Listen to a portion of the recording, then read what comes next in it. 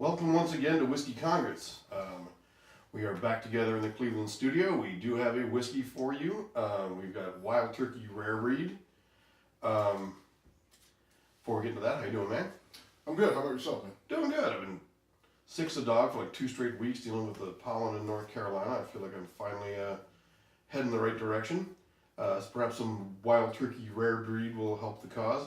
Wild Turkey, get a little hair on your chest. Yeah, clear you right up. It'll do that. Holy shit, this stuff is potent. Yeah, it packs a punch. And Wild Turkey is traditionally always strong. Right, isn't their typical typical bourbon is 100 proof, right? 101. 101? Okay, that's right. Wild that's right. Turkey usually comes in at 101. So. Well, this is 112.8. Yes. It's that 0.8 that'll get you. Right. Listen.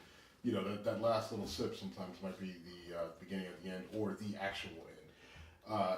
It's good. I like it. Right. I mean, the flavor, it is strong, right? I mean, you can't ignore that. Right. I take a big sip there. It is strong, but there are some strong, good flavor notes that jump off right at the beginning. To me, there's almost like a brown sugar flavor that comes in early. And again, that traditional bourbon sweetness, and it's not really dampered down by the alcohol at all. Alcohol is still very strong.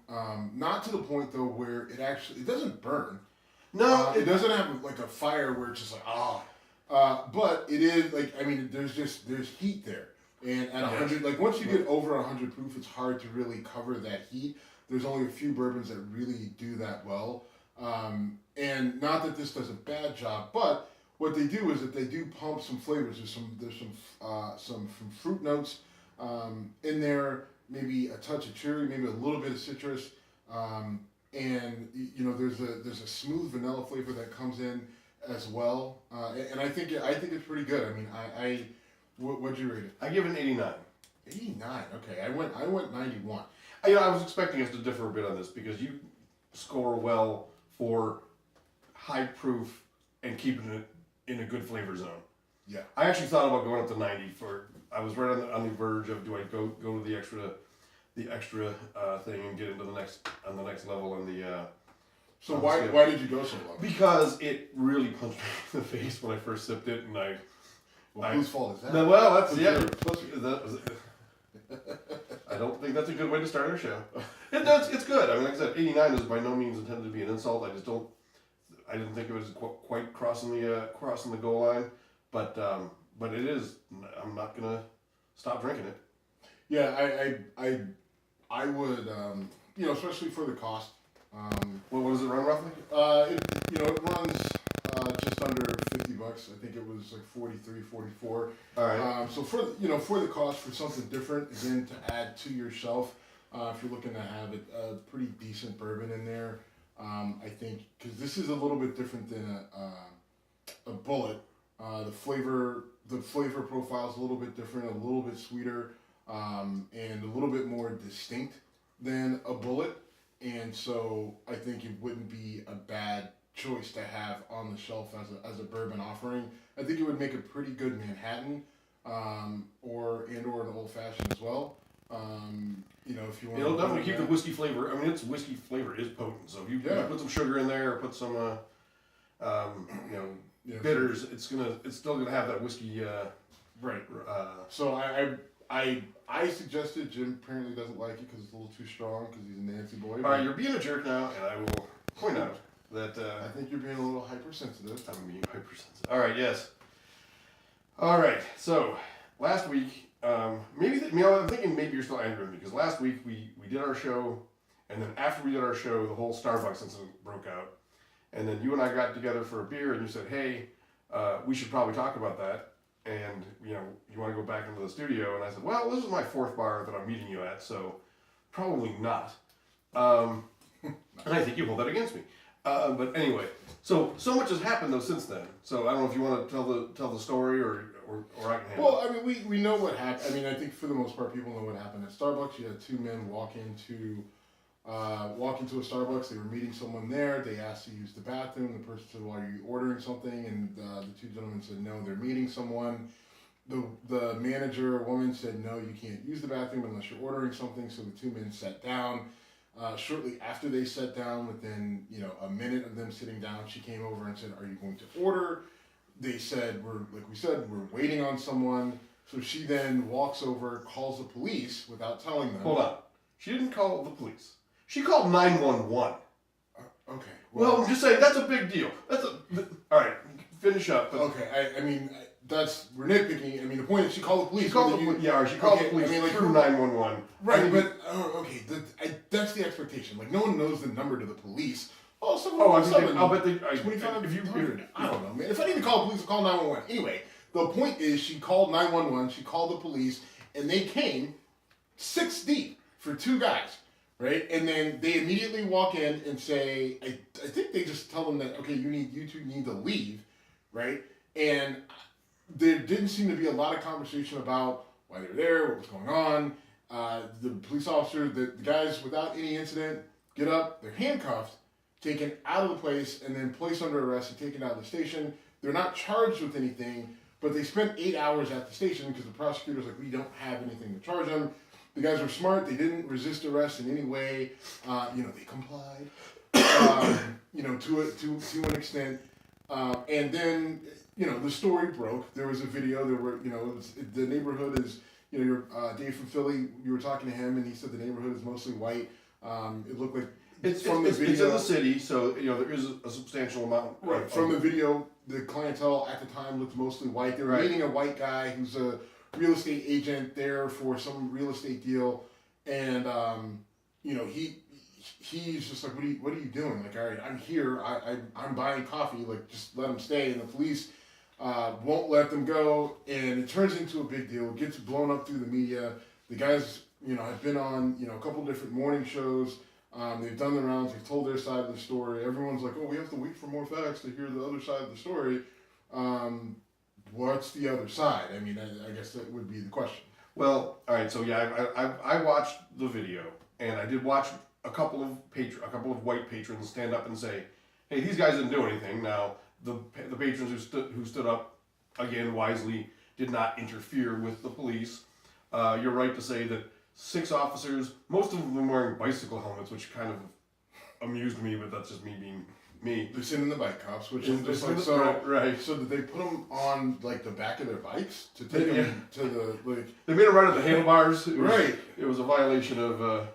All right. So here's why I made a big deal out of the fact that you called 911. 911 usually says, "What is the nature of your emergency?" And when told there's a couple of patrons in my store that aren't leaving, or a couple of people in my store that are not leaving, they're trespassing. I don't know why the 911 operator didn't say, "I'm not getting the emergency part of this. Please call the regular police." Whatever. The fact that they responded to an emergency call, right? So now they're going to get dispatched.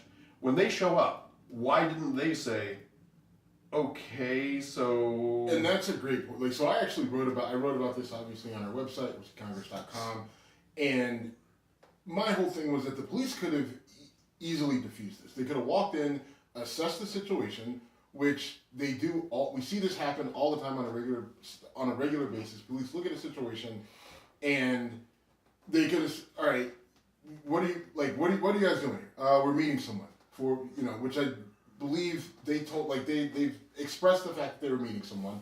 We're meeting someone. All right, well, where's the person at? He said he's just a couple minutes out.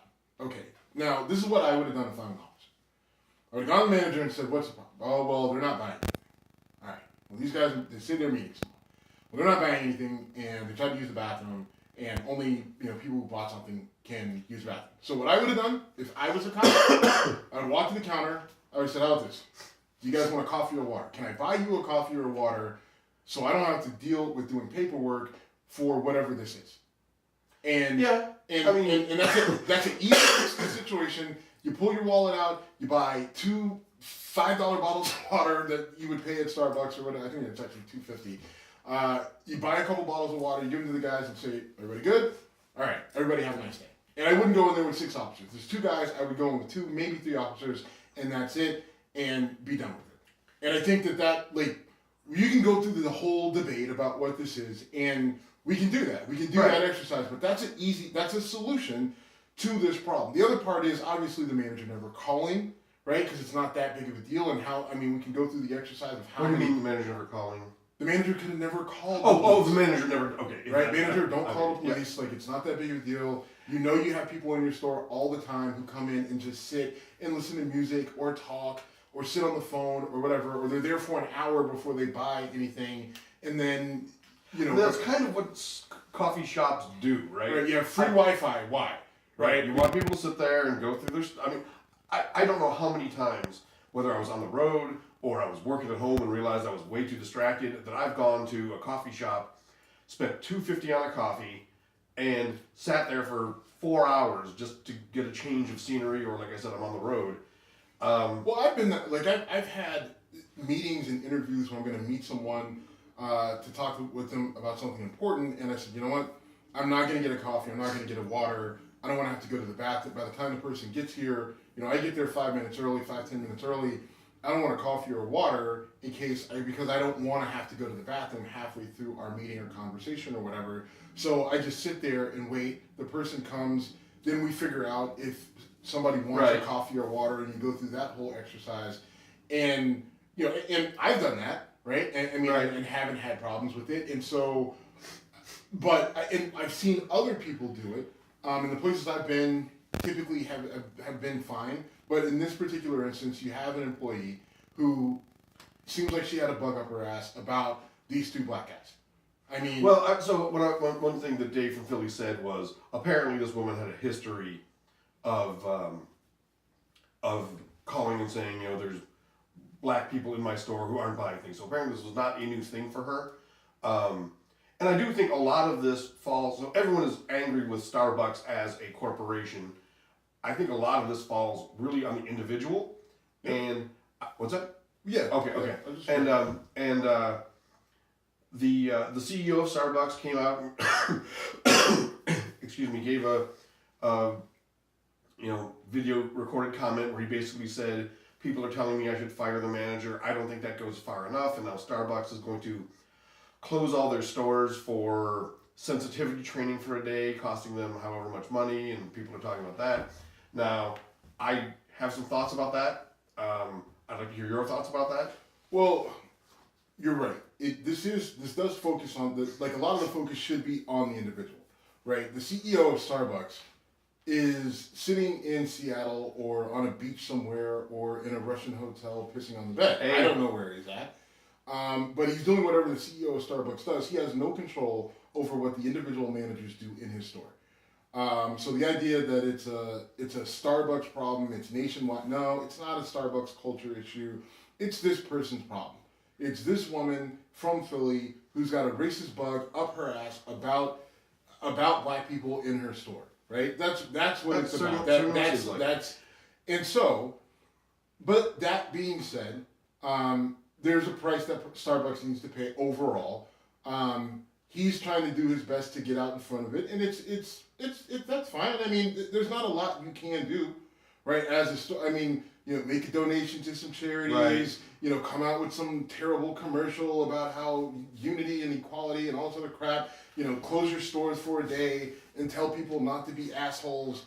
Good, great. Right. But there still needs to be a price, and so what I did was I deleted the Starbucks app off my phone, which really, really pissed me off about the situation, because I don't drink coffee that often, but when I do, like when I need it, right? Long day, long night, you know, whether it's my kid kept me up or I was up late working, or I was just up late watching John Wick again, whatever it might be, maybe I need a coffee to get me through my day. And so Starbucks, to me, the reason why I like them is because I can order my thing on an app, and then 10 minutes later, I get to the store or whatever, I walk in, I don't have to talk to anybody, I don't have to say stupid code words to get my goddamn coffee. I need a venti, carmelada, whatever. I do one time, I ordered it one time, and I saved it in the app, and then I order it on the app, and I walk in, I grab it, and I go, right? I don't have to talk to anybody. They say, hey, thank you, and I resist the urge to give them the finger and tell them to fuck off, right? I hate the store, I hate everything about it. And now I lose my convenience because they're assholes, because their manager doesn't know how to just give somebody the finger, right? Or just mumble something racist under her breath and be done with it. No, she's got to go through and call fucking 911 and cause a whole fucking thing. So now I don't have a convenient coffee thing anymore. Fuck. All right. First of all, just keep bringing deleting. Are you boycotting Starbucks? Mm-hmm. Okay. So just deleting the app. Okay. That doesn't help. I'm done with the store. Okay. Yeah, I scrubbed my account information. I gave up. I had $13. I had like $12.56 or something left in there that I had already preloaded, and I fucking deleted it all, scrubbed my account, everything. Like, you don't want me there? That's fine. I'll go take my money somewhere else. I mean, I'll get back to sugar-free Red Bull. Yeah, I don't do that shit. I see. Okay, so cool. Vote with your dollar. Very cool. I think Don't be too dismissive. That's not. No. Well, hold on. Cool. Whatever. Well, that's your choice. That's reasonable. Do you remember when Starbucks tried to do the Race Together campaign? Yeah. That was pretty much out of the blue, right? There was no incident or. I think it was in a response. It was nothing that had happened at their store. It was in response to the climate in general. Right. And I also wrote about that. Is that Starbucks has always tried. I mean, they got worked in the media.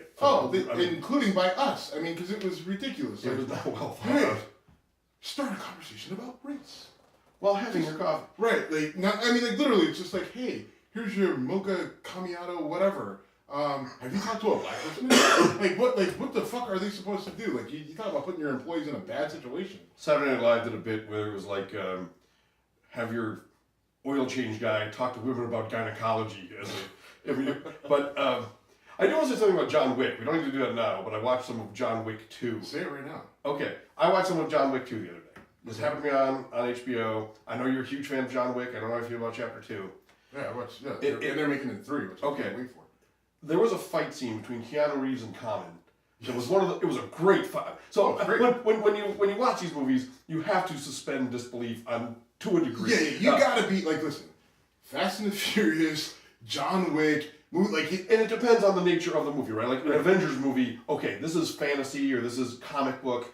It's okay that Captain America can block bullets with a shield and all that shit. John Wick is a touch more. You want a touch more realism. Yeah, a little bit. But when they do gunplay or combat right, I love that in a movie. And the fight scene between the two of them, where John Wick has a gun, Common doesn't. I don't know the character's name. Sorry. Yeah. And they're in this struggle for position, and there's a gun involved, so they're obviously mindful of that, and it's gritty, it's well done. They're mindful of that. Anyway, all right. So it's not. You're right. It's just it's such a my dismissive way of saying, oh, there's a gun there. They're mindful of that. Yeah. Okay. So anyway, really, really well choreographed fight scene. Yes. I really thought that was great. Okay. And then watching it later on. And they're walking through a train station, casually, as they're walking, winging bullets through a silencer at each other. And I'm thinking, will someone just stop, take aim, and shoot somebody for fuck's sake? There's walking by, ding ding, like kids with a squirt gun. Okay, well, yeah, but I mean that's kind of part of the whole thing. I mean, the whole idea that there's all these assassins all around us all the time that are just apparently taking people out left and right. But we don't even notice. Yeah, right. They're not. I mean, you got someone shooting at you. Maybe stop, take aim, make one shot count rather than just winging bullets through it. Right. As the populace walks by, right. Was that a mosquito? Oh, it was a 9mm. My bad. Right. I understand it. When I watch these movies, I intentionally watch them. I get fully involved in these movies where I place myself in them, not as the hero, but I'm sitting there in it. Right? I mean, because for me, otherwise, because if you try to take them too seriously and you think through, well, that can't happen, or that's ridiculous. Right? You're just never going to enjoy a movie. Absolutely. Right? Just go kill yourself. I mean, because what are you going to do?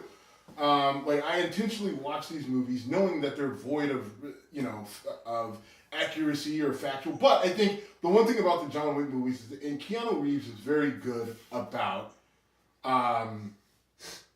getting really he really gets into this he's a very non-violent, passive, progressive guy. But if he's going to play a role where he's an assassin, he's going to learn how to shoot every type of weapon that you're going to see him using in that movie. right? Like if he's gonna have to do knife play, he's Right. gonna learn to the best of his ability how to, handle knives and everything else like that. I mean, like, they talked about when he was in the Matrix and all the stuff that he did to learn whatever martial arts that he learned for that. So I don't know. I think the movies are well done. I enjoy them a great deal. I think that there's some funny stuff in there that I think is intentionally funny, and then there's some stuff in there that I really think is humorous, but I'm also a little bit twisted in the head. So I don't know. So I listened to Colion Noir on Joe Rogan. He talked about doing like the same combat simulation stuff that Keanu Reeves did for preparing for movies. I don't know if it was specifically for John Wick. It might have been for the Matrix, one of the Matrix movies. But he talked about, I met him at one of these combat training things, and Joe Rogan said, "What was he like?" He said, "Really detached, just kind of in his own world, doing his own thing." So, just really quiet, and that's what I mean. I have a friend who does a lot of stuff in the Hollywood kind of realm a little bit, and they did this promo event with Keanu Reeves for a movie that he did, and said he's very nice, very respectful, very kind, but he gets through the formalities. Hey, how you doing? Great to be here. And then after that, you're just like, I don't know where he's at. Like, I see him physically there, but mentally, I don't know where he goes to. It's like he's in a constant state of far off zen. I really respect people in Hollywood who have staying power and who aren't pedophiles or rapists. There's that also a plus. I'm mindful of that. But no, I really respect people who have staying power and diversity in their careers. And take a guy like Keanu Reeves, who has been Bill and Ted to John Wick. That's some range. I mean, whether or not you consider him a great actor or not, he has lasted a long fucking time. Bill and Ted came out when I was in high school, and he's still doing John Wick movies, being a badass. Yep. And he's got the Matrix movies under his belt, and then he had that movie, was it The Advocate? Devil's Advocate. Devil's Advocate. That's a really cool movie. Right. That's a Pacino. Obviously, as a lawyer, yes. like and that's another movie where it's just like that's not real at all. That's not how court goes. But it's one of those movies that I enjoy. So, holy shit, we got derailed. That's good though. All right, but so it's back to Starbucks. Back to Starbucks. This whole thing of them taking a day. Right. I think this is why I'll give them credit for that. What they're saying is, we know that we anticipate being boycotted by a certain percentage of the population. Right. And we know that this is only a gesture, but this is our gesture, right? Like things that make businesses not do dumb things again are things that impact their bottom line. So they're not going to wait to see if it impacts their bottom line. They are taking the step to actually impact their bottom line, right? And so they're going to shut down these stores for however long for an entire full day. I think, yeah. And they're going to lose however much money that they're going to lose, and that's going to impact their bottom line. Now they're still going to lose. They're still going to lose money because I think there are people like myself that are just going to say, all right, then I gotta cut you loose. You should use your $12.57 just so that they don't get that money for free. I was torn about that. Well, I thought about that. Just like, so I just give them this money? But I did. And I don't know if I could actually still. I mean, I'm sure there's a way I could get back to it. But whatever. My whole thing is though, while they are doing that gesture, for a broader point, is for marginalized people in this country. Black, Latino, women, gay, whatever. At some point in time, we have got to start to harness the power that we have financially, right? Right. Black people alone in this country spend 1.3 or 1.5 trillion dollars a year, right? Which seems amazing, right? Because according to fucking conservative Fox and Breitbart, like, we don't have any money. We're just these freeloading welfare recipients. But black people spend 1.3 to 1.5 trillion dollars a year in the U.S. economy.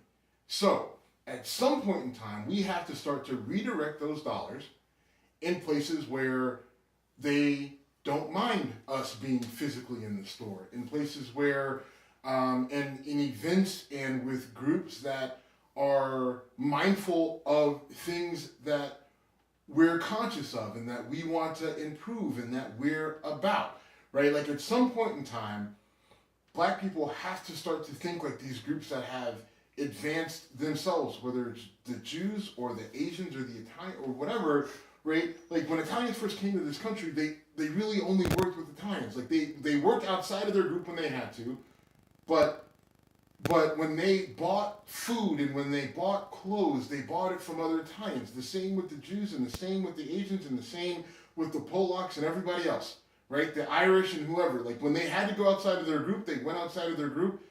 And when they didn't have to, then they kept it inside. And Arab people do the same thing when they're here, right? They have tight-knit communities and they all work together and they buy whatever they are, right? Whether it's, Jew or Arab or whatever, like they stay within that tight-knit community as much as they can. They work together and then that's how they build their wealth within their own communities. And Black people have never been able to do it. Right, like some part of it is because of influences from the outside, and part of it is just that they haven't been able to galvanize the cause and everything else. You fought for civil rights, and then everything kind of fell apart after that for different reasons, right? But that's the one thing that Black people are going to have to do eventually, if we're going to advance, if we're going to get out of this whole constant fight for right. Like the only way that we're only going to be able to pull side by side with everybody else to where where no one's being dismissive, no one's talking down to us by accident, right? Like, the only way to do it is if we pull side by side with everybody else from a financial standpoint. Very good point. I want to talk about a different angle and say we're going to shut down for a day and give people this training. So I think I told you, I watched Laura Ingraham and Ben Shapiro very dismissively say, we don't have all the facts, this could be another couple guys like Michael Brown. I think we have enough facts to say that's a pretty stupid fucking argument, but the thing I like about Starbucks making this move, they also said that there's no evidence that, bias awareness training works. Fine, maybe not, but you know what definitely did? It put a shot across the bow for every employee at Starbucks and probably a whole lot of employees at other major chains that if I do something that fucking ridiculous, a Black guy sits in my store for 2 minutes without paying for something and I call 911, there's a chance, as sticking to Starbucks, if I do that again, I personally am going to cause 8,000 days of shutdown because of my action, or I could. So even if that doesn't teach you, hey, I'm going to sit here and watch how do I react to this face versus that face, even if that does nothing, which I don't feel qualified to judge the ability of those things to do a good job. But I do know... It don't work. Okay. It doesn't work. But this sent a major statement to the employees of that corporation. This shit won't get tolerated, and if you do it again, you're costing this much money to your corporation, which probably means your career is not going to benefit from that. And I think that's a major statement. It is. It's definitely a major statement, and I applaud them for it. It's a good move, but I think, again, I just need to redirect my dollars in other places.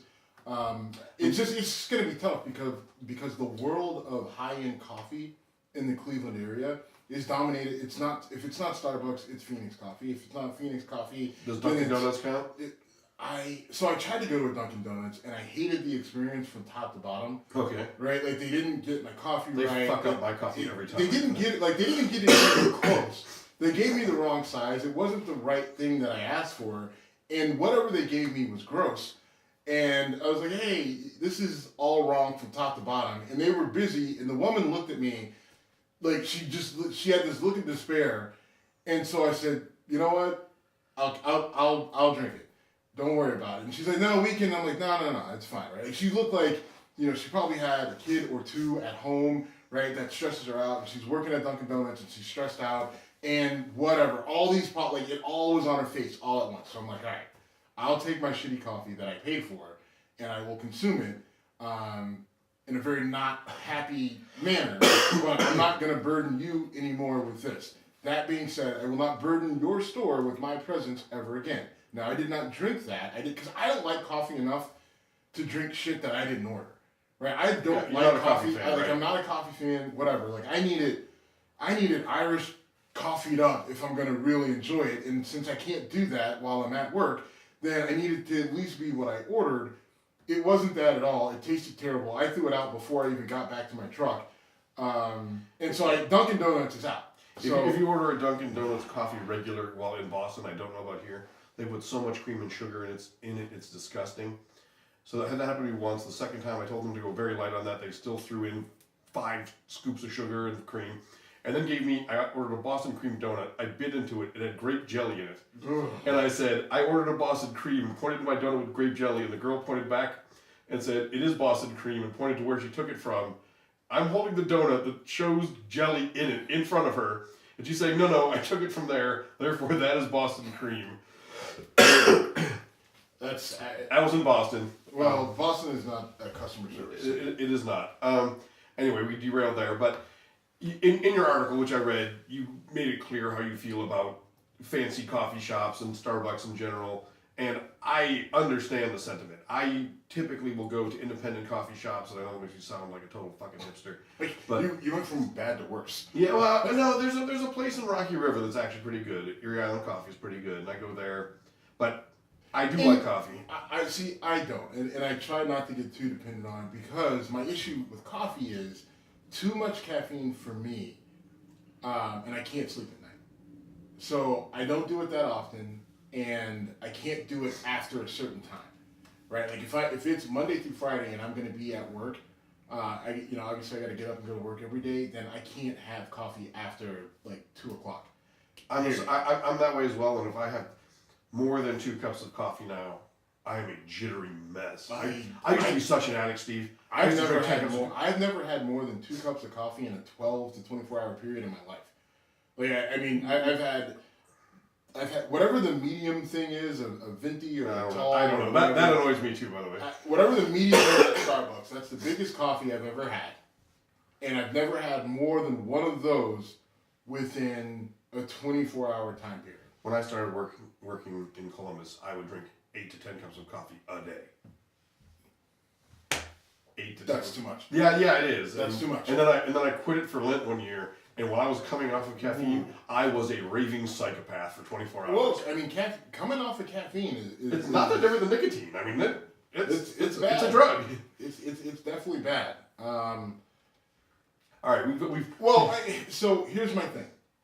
With me not being a big coffee fan, and I think Starbucks being as big as they are gets this type of attention.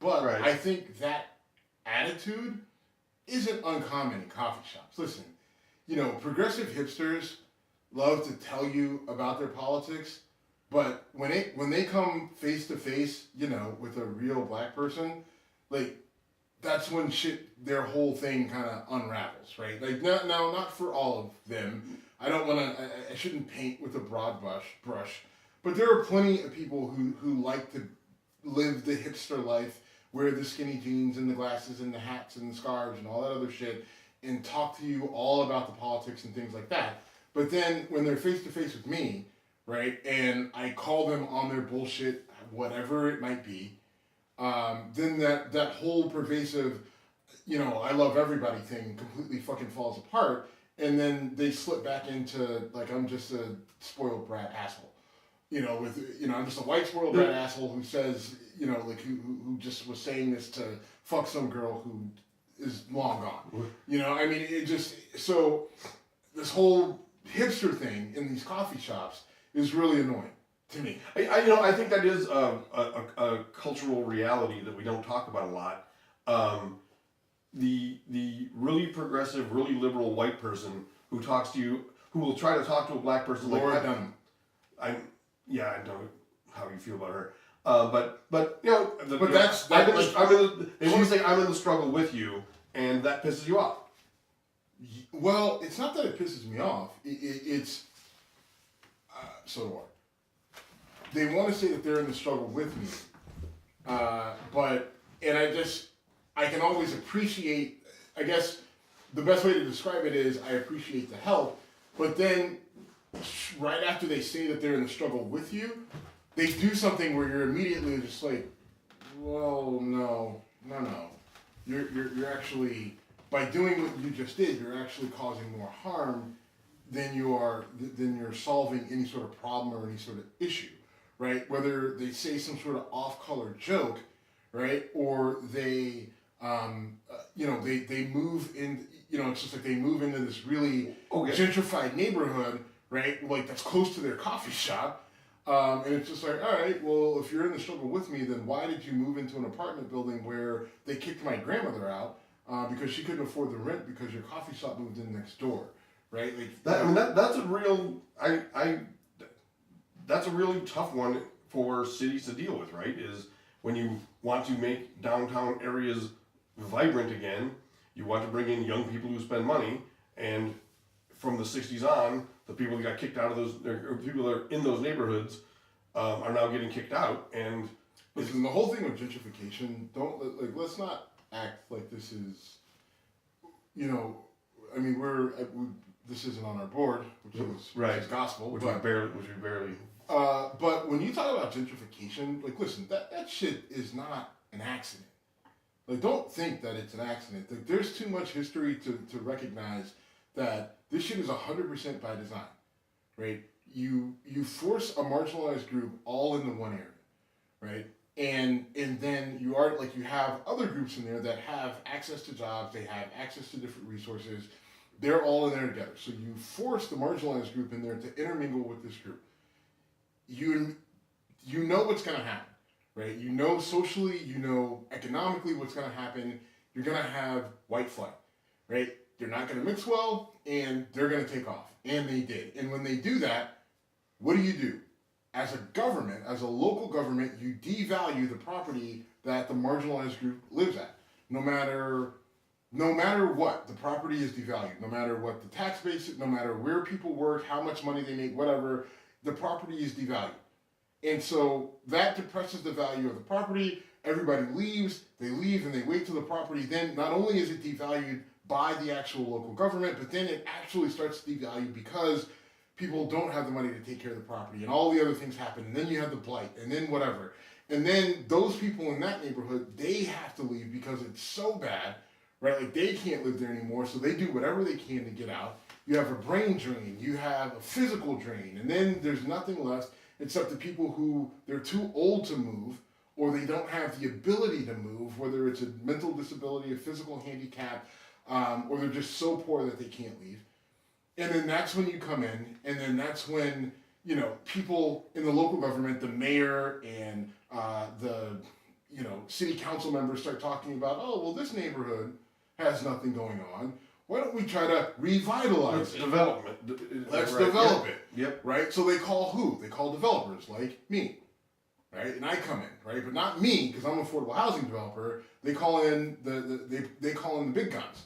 Right, just the private developers, and they're just like, oh, well, we'll do retail, and we'll do apartments, and we'll do this, and we'll do this, we'll buy this whole block, right? Well, there's people living on that block. Well, you figure that out, but we're buying that whole block, and you've got this amount of time to do it, and if you don't do it in this amount of time, you lose this amount of dollars. And do you want that amount of dollars known to the public that you lost that for this area that needs money so bad? Do you want that? And, oh, by the way, we're going into an election. Oh, you don't want that because you do want to get reelected. Okay, well, figure out those people who live there. They need to be gone by this amount of time. I don't give a fuck where they go. And they get just enough money to not be able to afford to move anywhere, but they can't stay here. Figure it out. And that's how it goes. Okay, you're right. I know. No shit. I don't need your fucking validation. It's my fucking job. Yes, you do this for a living. There is, I don't think, do you believe white flight would happen again today in the same way it did in the 60s and 70s? Absolutely. Do you? I don't. I don't. Fucking stupid. All right, you can say that. Mr. I don't call names, and I'm above everybody else, and I'm not dismissive, and I'm not insulting. Okay, whatever. So, all right, it's called you stupid. I didn't call you a cunt. I didn't call you anything all right, like all that. right, okay. All right, but you honestly think... I think racial attitudes have changed so much from the 60s to today that white people would not freak out just because black people were around them. Okay, if you don't think in Rocky River, if you had if all of a sudden you had an influx of African Americans and Latinos move in, and all, like, let's say a number of houses, like, let's just say for whatever reason a number of people died in Rocky River, right? And all of a sudden all these houses came for sale, and everyone who moves out there because because of their schools and blah blah blah. If all of a sudden Rocky River went from 98% white to 88% white, you don't think you would see you don't think that you would see a mass exodus within 2 years from Rocky River? Mass exodus? I do not. I think you would see a massive flip. I think as soon as it got to 88%, within 2 years, you would see it. You would see it close to 70% shortly thereafter. Easy. All right. And that's a huge flip for a place like that. I mean, what you're describing. It's a huge flip. And what you would also see, their schools would immediately be downgraded. You would see their taxes immediately would go down. All that shit. All right, I don't think taxes ever go down when they can be avoided. That's not because you're not paying attention to areas where that type of shit happens. Okay. I mean, trust me, taxes, like, if they feel the value of the because what happens? Oh, I see. Property prices come down, so then people whatever their zone or whatever. This is they get reassessed. Reassessed. Sorry, this is your career, not mine. So I don't know all right. But I don't think y'all hate it. Y'all hate not knowing shit. Well, this is your area. We're gonna. All right, now I'm gonna talk about thermodynamics later. We'll see how that goes. Sure, work it in there, buddy. I will. You don't know what I watch at night on YouTube. There's not a lot of YouTube thermodynamics shit. Right?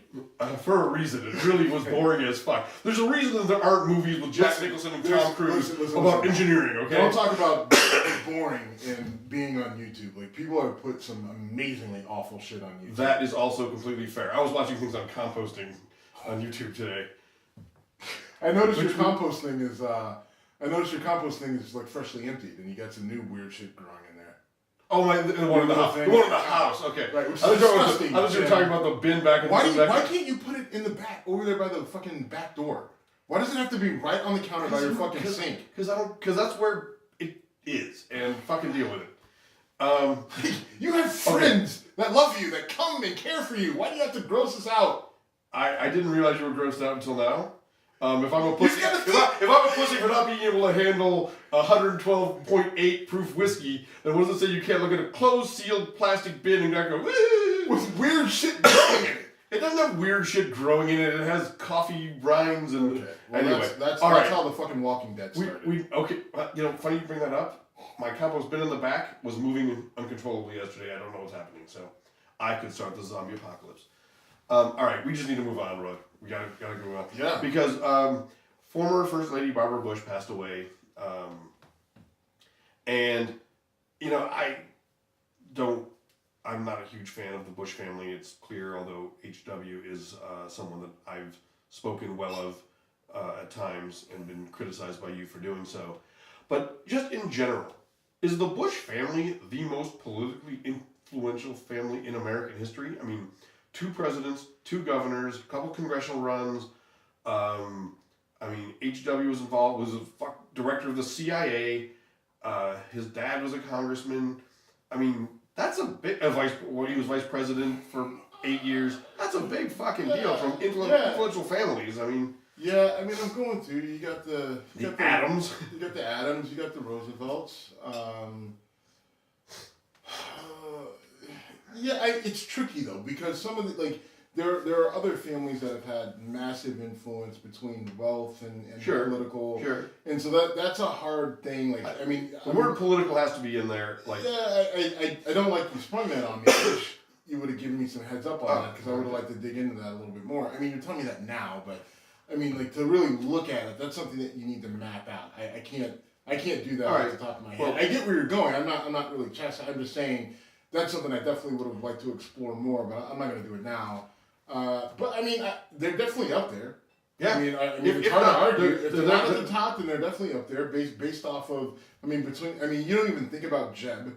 Right. He was a governor. He ran for president, and he's around. Right. Jeb. And then, obviously the son and the dad, and, the dad has a very distinguished career. The son was a governor. Yeah, absolutely. I mean, there's that, but then, I mean, there's also the Kennedys, right? Like, Okay, yeah. I mean, I'm really going to jump over the Kennedys. I mean, I think there's still a Kennedy. This feels like a sports argument. This is like LeBron versus Jordan. Like, well, this guy had this many points. Right. And this guy the Kennedys started, back in the 50s, and there's still a Kennedy who I think is the American ambassador to Japan, if I'm not mistaken. Okay. So no, I think that probably is the Trump the Trump card. Interesting choice of words. All right. So anyway, but I mean, so here's the deal. Barbara Bush passed. She was the wife of George H.W. Herbert Walker Bush. She was 92 years old. She had some health complications. She decided to say, "Listen, I'm done with the fight. I just want to rest easy at home with my family and friends." She died a couple days later. Her funeral was yesterday. Today, and our president is not there. But I think his wife is going to something. She is, yeah. And I'm not going to say a lot. I don't have a lot of positive to say about Barbara Bush. I think, in terms of there's her past and some of the statements she's made, I think paint a picture for me that tells me who and what she is. At best, she's an elitist. At worst, she's worse. All right, so I won't get into it. Now's not the time for that. It's not time for it, so that's all I'm going to say about it. You feel more passionate about giving her a eulogy, so... No, actually, no, that's not what I was going to do. Two things. One, I think I'm going to give Donald Trump credit for not going, because his presence there, given his personal tensions with Jeb, with Barbara Bush's clear disdain for Donald Trump, would have been a distraction, and I think he actually made the right move. Or they told him, though. Well, I'm sure they told him that, but at least he had a good sense to listen. Yeah, or maybe the Bushes said to him, he parted the door. That would have been awesome. Don't come, and then he wanted to get out in front of it. Anyway, that's the right thing, however it got there. When you got here today, we were getting ready for the show, I told you what Roger Stone said. He has been had a speaking arrangement canceled on him. Roger Stone, on the Alex Jones show, said... Remember who Roger Stone is? Roger Stone is the former assistant to Donald Trump, President Donald Trump. True. But for him to come out and say she was a nasty, vindictive drunk, if you you cremated her body would burn for 3 days, which shows he also doesn't know thermodynamics, it actually burned much faster with booze. So, yeah. And then he said something like, she's going to hell, she's not going to heaven. I mean, for Roger Stone to say that in public, what a douchebag. Even if you feel that way, now is not the time. I called him, sorry. Fine, about the timing, but I just think, like, you were I can't even get it out. Wow. Like, you were an advisor to Donald Trump. Like, I mean, pot, meat, kettle? I mean, like, Donald Trump may not be he doesn't drink. He doesn't drink, but, I mean, like, everything you're saying about Barbara Bush could probably be attributed to Donald Trump in some way, shape, or form. So I just think that it's interesting that he's, like, losing his shit over Barbara Bush. It's just, I mean, whatever. Again, like I said, I really don't want to bash a 92-year-old woman who made it. I mean, whatever her secret was for living that long. If she was really drinking that heavy and made it to 92, I like this plan. And right. I was signed up for it. I gotta think that she was drinking whiskey, right? But I don't know. She's from New York originally, so she might be a vodka girl. Whatever. All right. And then we had the whole, speaking of Trump, Michael Cohen, Trump, Hannity fiasco this week, which is so hilarious. It's so ridiculous. So I've made it very clear on the show in the past how I feel about Sean Hannity. I believe last week I said I wanted to get in a boxing ring with him. Yes. I did say that. I didn't. So we were drinking pretty good at that point. The next day I thought might have been over the top. Still mean every word of it, and I would knock him out in under 2 rounds. I would hope so. Our show, listen, you get in a boxing ring with Sean Hannity and lose, our show is over. Right? It's over. It's over. Like I'm deleting all episodes. Let's face it. He ain't getting in the ring with me. Well, fair. But anyway, so Michael Cohen. I'm not getting in the ring with Joe Rogan. He would fuck me up in no time flat. You want this to happen so badly, you son of a. I think it'd be good for our show. I don't care. I do not. I will. All right. Not worth it. No, it's not. It would be horrible. And I'm a huge fan of Joe Rogan.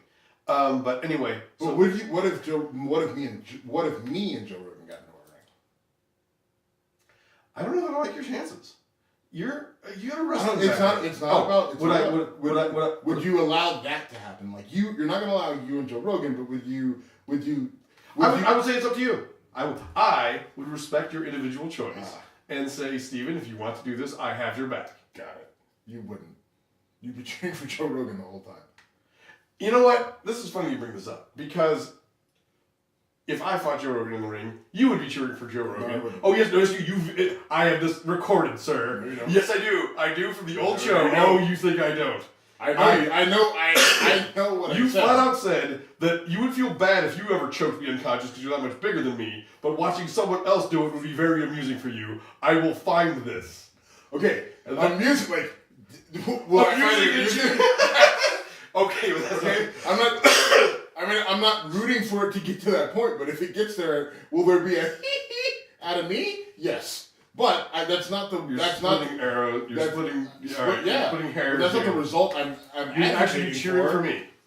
Yes, I don't want like you keep thinking that I want you to go into a ring with Joe Rogan and just get pummeled. Yes, I don't want you to get pummeled. I would like you to go into the ring and represent yourself well. But ultimately, watch me get choked out. And well, I mean, which would happen, by the way. It would. I think it would. Well, I think the dynamic of. Hey, I'm such a big fan. Bam.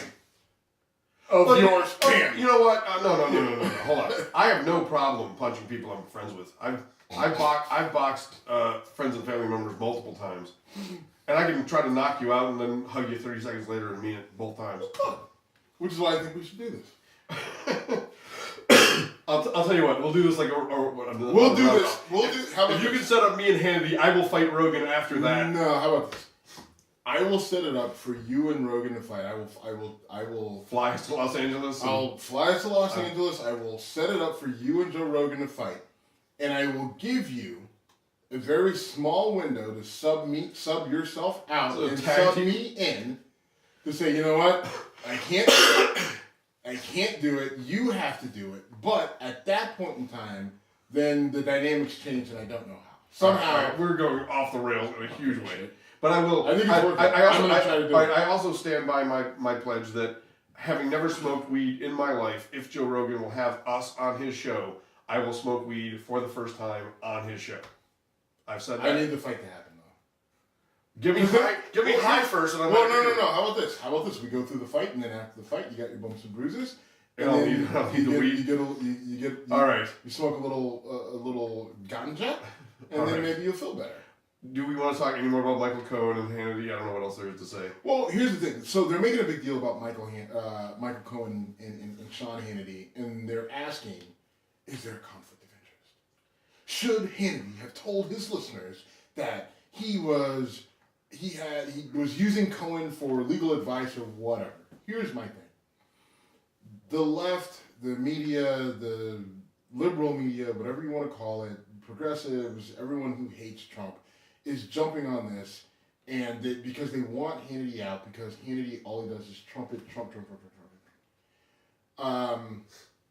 Is there a conflict of interest? Yeah, there obviously there is. It's not a legal thing. But it's not a legal thing, and it doesn't fucking matter. Like Fox went out the window. Like, it's obvious that Fox is all in for Trump, save for the one Megyn Kelly who's gone, or no, the one guy. He's the gay guy. I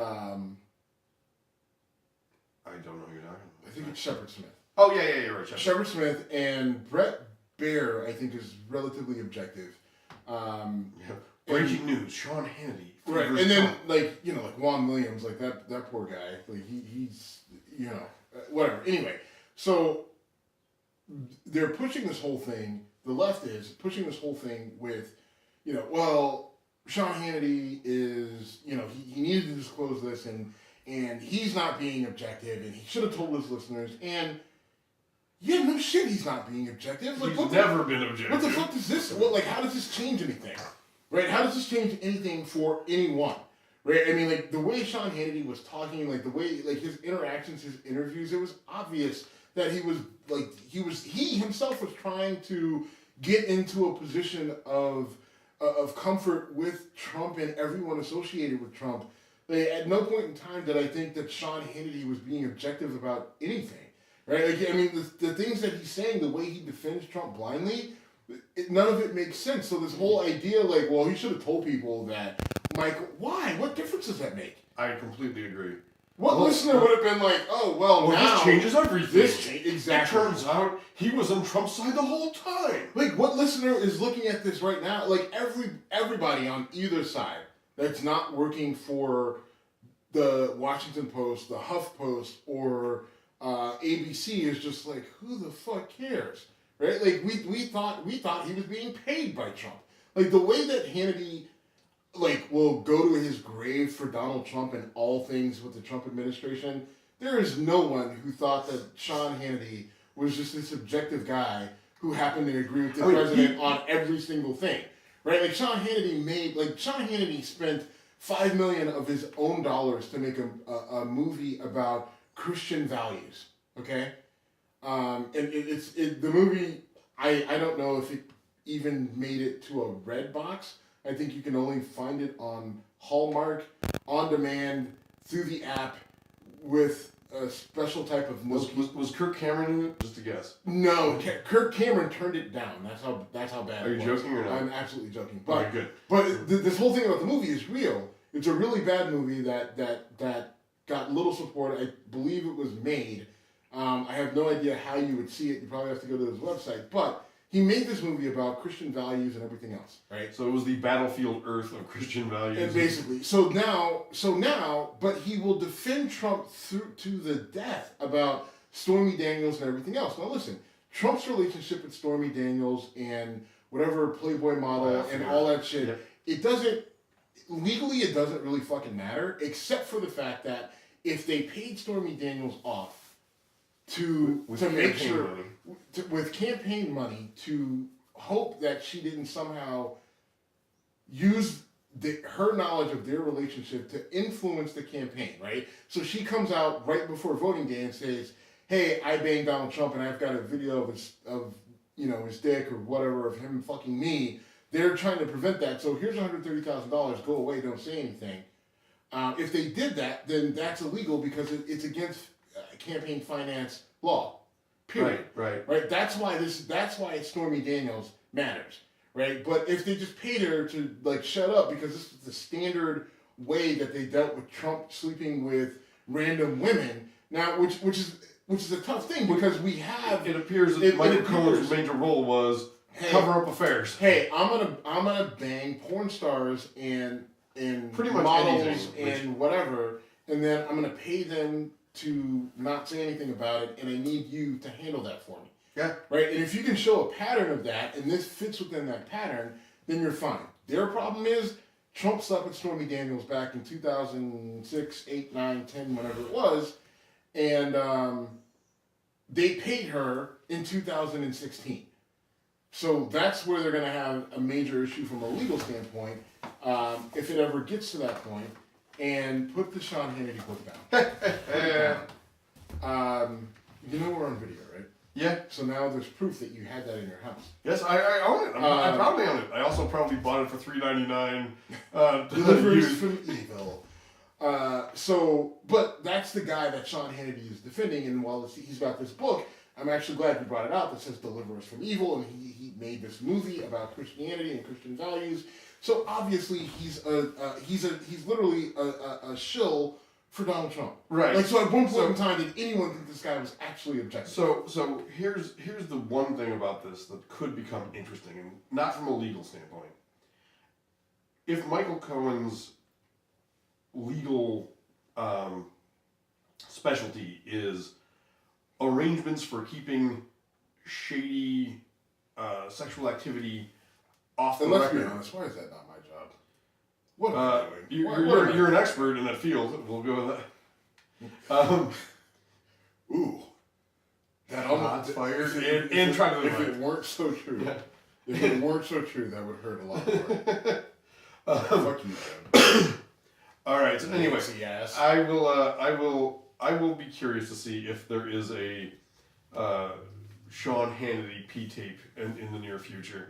I don't think any of the. And here's the thing: what's going to happen of it? Fox already said they stand behind them. They're not going to fire him, which they shouldn't. I don't care. They shouldn't. They shouldn't. I don't care. It's not a deal. It doesn't matter. Right? I don't think it affects his credibility because I don't know how much credibility did he have with this whole thing. Right? And listen, if you support Trump, that's fine. But I think that at some point in time we have to be honest about who we support, right? Like so here's the thing. Mike Wood, friend of the show, he talks about how he is sympathetic towards Trump and maybe is not necessarily a Trump supporter, but he hates the constant attacks. He hates the constant. Okay, fine. Right, but there's certain things that you have to be honest about with Donald Trump and his support base. Now, Mike Wood's whole thing is that, well, we're all Trump followers because he's the president and we're all in the United States. All right, well, fine, but fuck off. That's not how this works, right? This is not how it works, right? What do you mean that's not how it works? That's just not how it fucking works, right? Like everyone has their own particular thing that they have going, right? Whether you're religious or evangelical or you're progressive, liberal, atheist, black, white, whatever. You have all these little subgroups, right? And so all these little subgroups are looking up at Donald Trump and they're passing judgment. Now, our judgment of him doesn't fucking matter. At the end of the day, right? I know we're anti-saying that, but ultimately what it comes down to with Donald Trump and this presidency is his effectiveness. Stormy Daniels, whether he said mean things that gays and lesbians didn't like or black people didn't like, the things he tweets, all that doesn't matter. I can not like it, but if he denuclearizes North Korea, right? They just say, all right, we're giving up our nukes, right? Based off of his policy, we give up our nukes. If he figures out immigration to the point where we don't have immigrants coming into the country illegally. They're coming into the country legally. We have control. We know who's coming in. We're controlling the flow of people coming in and out of the country. We know we have a better grasp on potential terror suspects. Not that we had that many come in from outside of the country, but we still need to keep our guard up. Sure. If we get those things resolved, if our economy continues, on an increase. And this whole thing with tax reform works out, if this whole thing with tariffs work out in the positive, then I have to give him credit and say, listen, I don't like your delivery, I don't like your methods, but ultimately it was effective. And so kudos to you, Donald. Yeah, right? if that happens. But we have a long way to go before we know if that's the case, right? Like we're 1 year in to a 4 to 8 year run, right? And we don't know the effectiveness of any of this. Correct. We don't have enough data to say that everything he's doing is working. We don't have enough data. There hasn't been enough time. We haven't compiled it. Everything that you're looking at is just a snapshot, and you need to look at it over the course of 4 years to be able to say, all right, this worked, this didn't. And sometimes you need stuff years beyond that, right? Sometimes what's happening on the ground now doesn't really, manifest. Right, and listen, we can look. We're still trying to figure out what we got out of Obama. I think there was some good, there was some bad. I think some of the domestic policy worked, some of it didn't. I feel like there was a lot of foreign policy that didn't work. I agree. And then overall, what was the presidency? I don't know, average to slightly above average. Go further back. Go to Bill Clinton, right? I mean, I would have called Bill Clinton such a great president at the end of his term. Right. And look now, you look at his policy and a lot of things on foreign policies. I think he did a good job. I think Bill Clinton did a good job of foreign policy, but, now maybe someone who was fighting in those wars caused by his policy may disagree. I don't know. But then if you look at some of his economic stuff, or some of the mass incarceration, something we talk about all the time. Yeah. Not many people have their fingerprints on mass incarceration more than that administration. Yeah. Right. From him to his wife and everybody else involved. All right. So, I guess this is, I mean, like Mike's big thing is that for some reason, he attacks us on our Oh, opinions. he does. Like, he's our friend. We should have him on the show. We're gonna argue with Mike. We gotta have him here. It's fair, but here's the thing. It's my fucking show. So here's the thing. It's our fucking show. It's our fucking show, and on our show, I can say whatever the fuck I want. And one of the things is like, if you don't sit there and call me out on being anti-Trump or whatever. Screw you. Oh, I'm with you on that. I've been fair. I think we've been fair to him. Like, now listen, if Trump says something stupid and I call him on it, I'm allowed because he fucking put it out there. Fair. Just like, like Mike said, oh, you guys said something stupid. And he called us out. Guess what? Donald Trump said something ridiculously stupid, so I'm going to fucking call him out on it. No argument there. That's all I'm saying. Deal, and the pen got slammed. All right, brother, we got to talk a little sports because you and I are going to do an NFL draft preview. Yes. We're going to talk about this. We've talked about oh, here we go. The dancing's going on. All right, so we're going to do this week. What is the goal of our preview? Now, it's a mock draft. We're doing 2 mock drafts. So we're doing a full 32 team first round draft. See, this is what we need to provide. Let's fucking see. Listen, first round only, all 32 teams. First 10, top 10. Give an explanation of why you think it's going down this way. Okay. Now, if you can do it. If you want to do trades or whatever, you don't want to do any trades. You want to do it straight. Fine, just do it that way. All right. You just need to explain the top 10. Now, if you have a trade, right, that happen, let's say the Bills draft at 12, right? They do. So if the Bills if the Bills trade up to draft at the Browns 4, right? Then you need to explain. Then so at 4 you're gonna have to explain it. What did we give up to get there? At 4, you're going to have to explain it, and then at 12, you're going to have to explain it. Okay. Right? And then anything from 10 down, if there's no trades from any of the teams drafting after 10, then you don't have to explain anything. Just put the player that you think that team is going to draft. Okay. And then and the other thing is talk about your team. So you're a Bills fan, they draft at 4. So if you they draft at 12. If you don't have them doing anything like trading up, then you talk about why you think that they're going to take this player specifically, and maybe talk a little bit about their season and what kind of has you feeling the way they are. You're a Steelers fan. They're drafting late 20s, I'm guessing. Yeah, I think the Steelers draft 29. Sounds about right. All right. So those are kind of those are the ground rules for us in terms of putting it together. Okay. And I just think, listen, in this time of year, this is, besides work and my kid, this is what I'm paying the most attention to. I wish that wasn't true about me as well. I've looked at so many fucking mock drafts, listened to so much shit on Buffalo Sports Talk Radio, and this drives me nuts. I hate that I'm spending all this energy listening to this stuff, and I hate that I'm self-aware and yet still keep doing it. Well, you know what, for me it sucks is that I love it. And that's what I ultimately wanted to do. That's one of the big things, other than, being the ultimate, the next fucking Thurgood Marshall, I really wanted to be involved in sports law, working as, a general man. Like, ideally, I look at Sashi Brown, and I want to punch Sashi Brown, who was for a brief period of time, the general manager for the Browns, because I'm just like, oh, you had it, bro. Like, that's exactly what I would have done, is taken that and then use knowledge. But see, Sashi Brown, I don't think he ever played football, and if he did, I don't think he played in college. Maybe he played in grade school, whatever. But Sashi Brown was a lawyer who then jumped into the role of general manager, and he did some different things. He did some good and a lot of bad. The Browns are terrible. They went 1-15 and then 0-16. Yeah, right. They were 1-31 in 2 years with him as the general manager. So, Sashi, you screwed it up for us. But that's where I really wanted to be in this whole grand scheme of things. So, on the one hand, it sucks for me to do this because I'm just doing it as a regular schmo. But on the other hand, it is something that I love to do. I love sports. I love the NFL.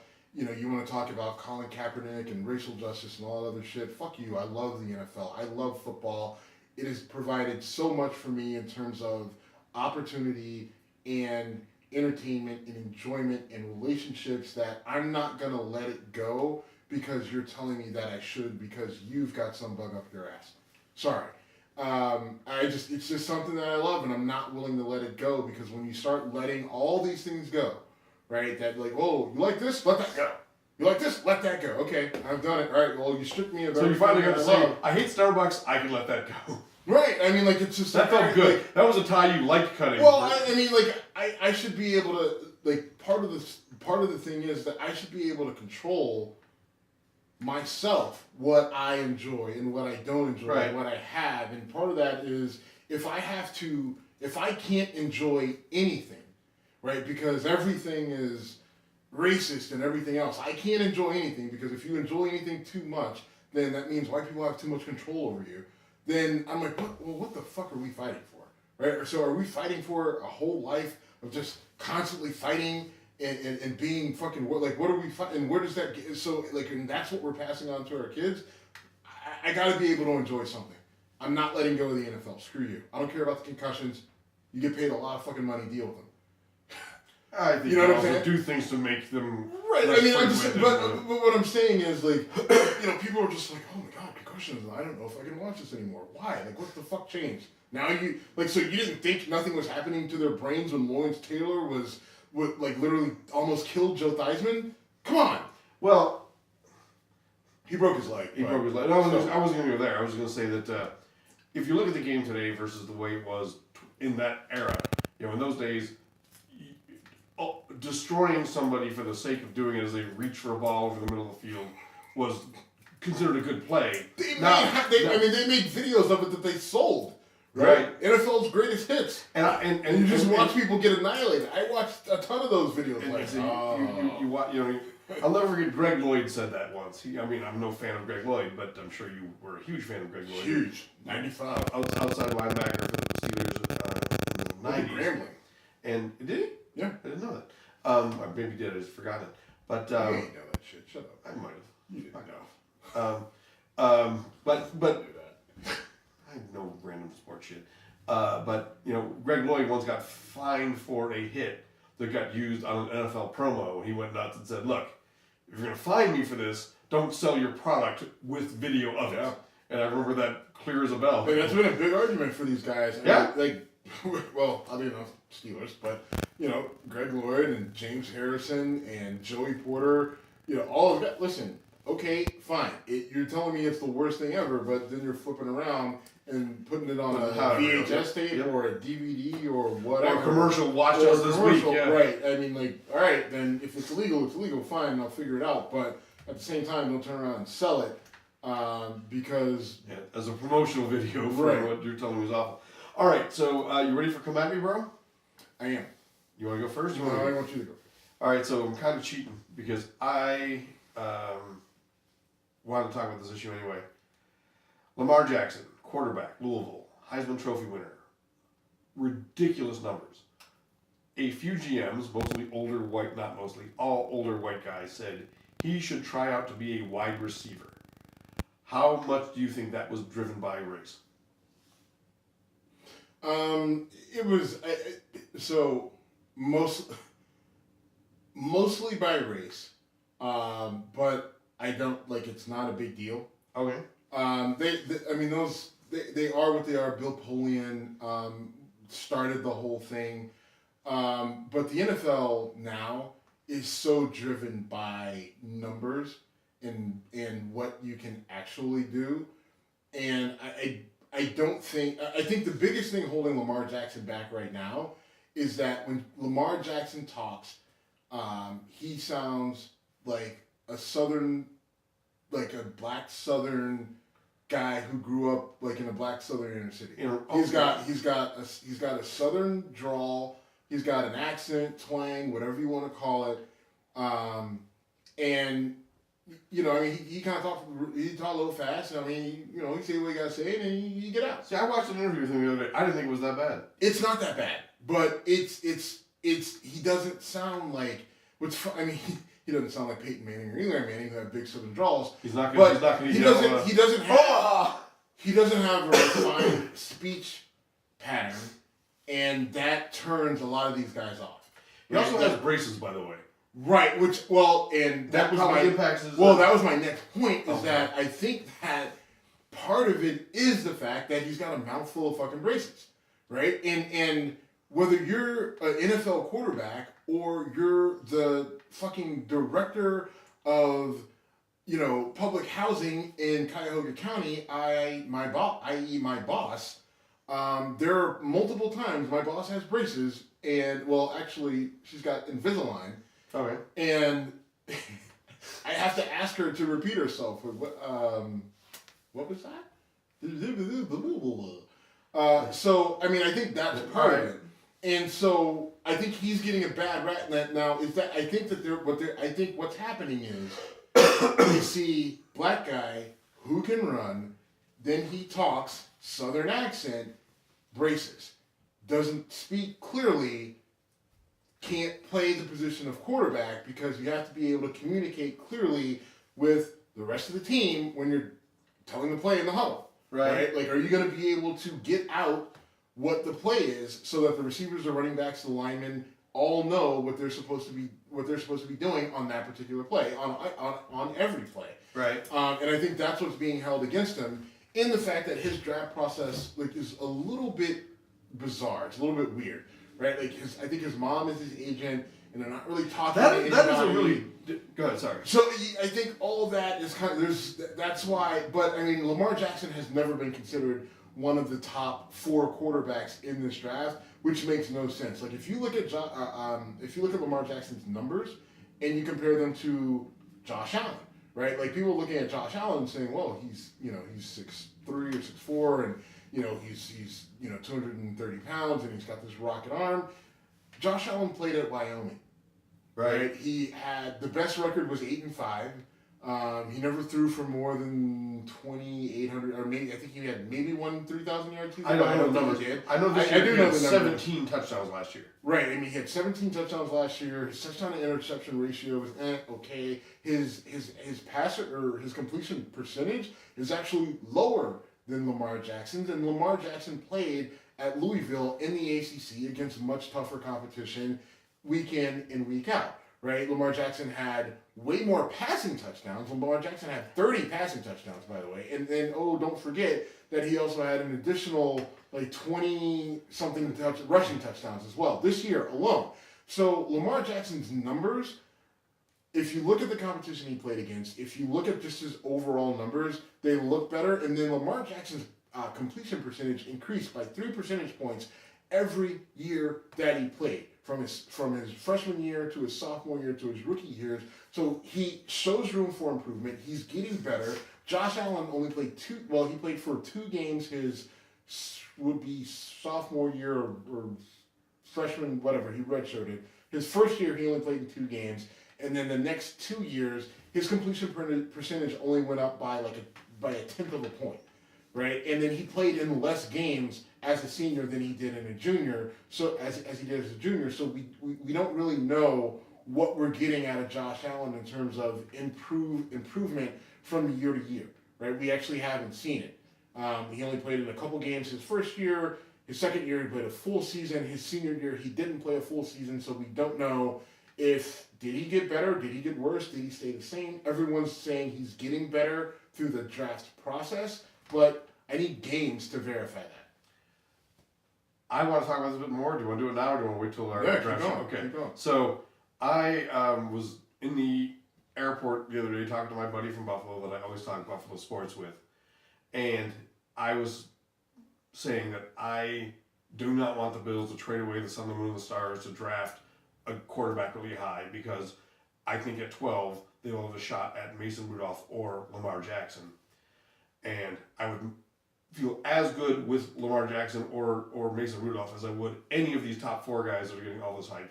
Josh Allen, I've seen mock drafts where Josh Allen is the Bills' pick and they trade up to number 2 and give up a ton. And if that happens, spoiler alert, I will lose my fucking mind. You've witnessed me melt down on draft night at least once, I think twice.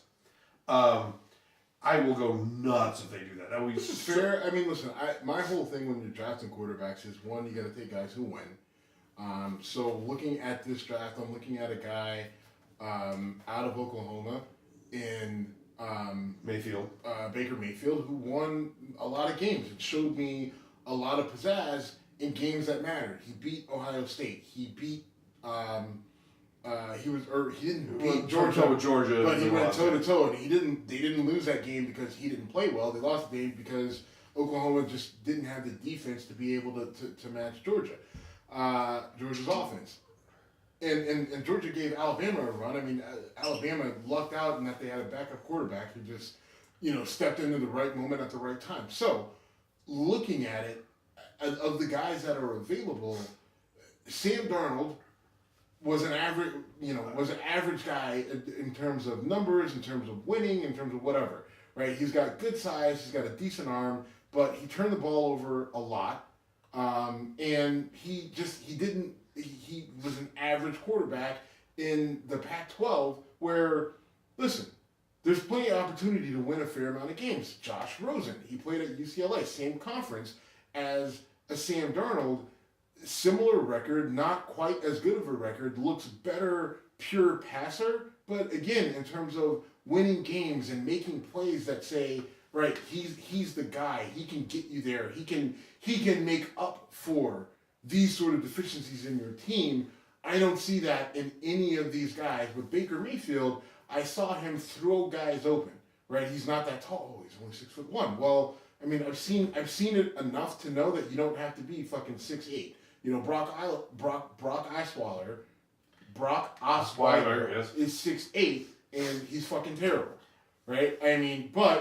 We've seen guys tall, short, everything in between. Does he have the mind to do it? Does he know that he needs to throw guys open? Does he know how to find soft spots in zones? Does he know how to get behind man? And those are the sort of, and what type of receivers is he throwing to? All that shit matters. So, let me finish my point with my buddy from Buffalo, though.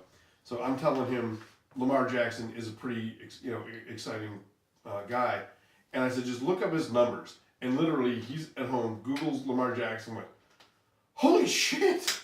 I said, I think he had 97 touchdowns combined throwing and running over his final 2 seasons. That's video game shit. Yeah, That's crazy. And his numbers are crazy. And the biggest issue with Lamar Jackson is sometimes he just misses throws. He does. He just flat out misses throws, and you're like, I don't understand it, because other times the kid can't miss, right? He's dead on target. Right now, I'm a little bit biased because I had a friend of the family whose son, young Vito, he's playing offensive line in Louisville. So I'm partial, and I watched a lot of those games looking for Vito to get in, but if I'm looking for him to play offensive line, I'm looking at the Louisville offense. And Lamar Jackson is a guy who, when he's on, he's on. He can throw it deep, he can throw it short, he can throw it touch, but other times he can just throw it you got a receiver in the middle of the field and somehow the ball ends up on the sideline. You're like, what the fuck just happened? But then at the same time, he can be dead target. He can lead receivers. He can throw them open. He can run like a deer, a gazelle, or whatever, whatever animal you want to pick that runs very well. He's electrifying in that regard, but that's not his first thought. If you watch Lamar Jackson play, he goes through a progression. That kid doesn't, and the funny thing is, people are saying, well, I don't know if he's going to be able to figure out a pro-style offense. Well, then you're bad at your job, because Bobby Petrino runs a pro-style offense. It's not, and he doesn't dumb it down for college kids. Baker Mayfield threw a lot of passes behind the line of scrimmage and a lot of slip screens. That's not Bobby Petrino's offense. Bobby Petrino is going downfield, and he's throwing in the middle of the field, and he's throwing in tough positions to get to, whether it's college or pro. He runs a pro-style offense. Lamar Jackson ran that offense, and he ran it really well, except for when he was throwing the ball really off target, right? And that's the beef against him. I want to pick this up on Tuesday, because I got more to say about that, but what's your come at me, bro, for me? Mike, so mine for you is a little bit related to this. If the Bills trade up to number 4 for the Browns pick, right? Given the whole thing with Sammy Watkins, you son of a bitch! I'm already mad. All right, go ahead. But they get a premier quality player. What's your reaction? So I guess my question is, who would you accept that the let's say they get Chubb out of North Carolina State. What are we giving up to get to number 4? 2 1s. 2 1s and a 2. 2 first-round picks and a second round. Like, so you have to give up your number 12, right? Because so we're drafting 12, 22, and then wherever in the second round to get Bradley Chubb when we desperately need a quarterback because we traded away our starter from the last 3 years. Should have a care. Yay. If we trade that to draft the defensive end, I am not taking it well. I think Bradley Chubb is a stud, but So which quarterback will you like? So all right, so we traded number 4. I mean, take a quarterback. Which quarterback do you want? If we traded number 4 and draft Baker Mayfield, and you've sold me on this. We did this barroom talk, and I was not particularly a Mayfield guy, mostly because I was mad that I watched him stomp Ohio State, then spike the flag in the middle field, and yeah, fucking turf field. It did that. But you off the air, you and I have had this conversation. Like, you know what? He's kind of a jerk, but boy, his teammates love him. The dude wins. The dude can ball. I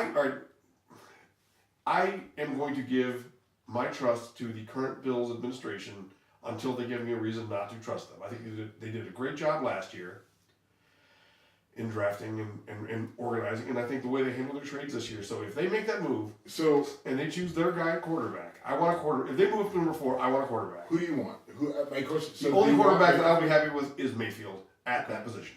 All right, and then who do you want at 12? Well, they won't have 12 if they stay where they're at. I like Mason Rudolph. I like Lamar Jackson. Either one of those at 12, I'm happy with. I want, truthfully, if they trade up to number 4 and draft Josh Allen, I will. If they give up all that to draft a guy who I think is a real question mark, I will lose my fucking mind. It's going to ruin somebody. Somebody's night on draft night is going to get ruined. And you know what? His physical talent is undeniable. And he's super athletic and he's big and strong, whatever. But if you give up all that for that guy, well, you know what? We'll save this. This is all right. Let's wrap this up and say draft preview. More of this talk coming up early in the week. Yeah, so Tuesday, we'll record it Tuesday. We'll drop it Wednesday. Draft starts Thursday. So we'll have that. And then we'll actually do our online mock drafts. Those will be available. We'll make those available Tuesday night. So check that out at whiskeycongress.com. Obviously, they'll be tweeted out and they'll be on Facebook. Available. You can find us at Whiskey Congress on social media. Thanks for listening. I know we went long. I'm sorry. But hopefully you enjoyed it and stuck around. Don't shop at Starbucks.